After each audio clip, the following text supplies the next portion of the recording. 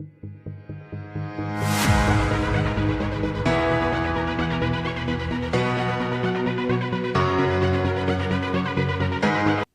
संक्रमण के दौर में यात्रियों की परेशानियों को देखते हुए रेलवे अगले सप्ताह से दानापुर मंडल में 3 जोड़ी सवारी गाड़ियों का परिचालन करने जा रहा है। जोनल मुख्यालय स्तर से राज्य सरकार से सवारी गाड़ियों को चलाने की अनुमति मांगी गई है। उम्मीद की जा रही है कि अगले माह के पहले सप्ताह में ही राज्य सरकार से सहमति मिल जाएगी। पहले चरण में पटना से बक्सर, पटना से किऊल तथा पटना गया रेलखंड पर सवारी गाड़ियों का परिचालन शुरू हो जाएगा। साथ ही लंबी दूरी की 10 जोड़ी ट्रेनें भी अगले माह से चलने की उम्मीद है।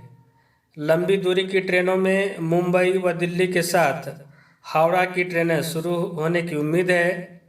इसके लिए संबंधित राज्यों से अनुमति मांगी गई है।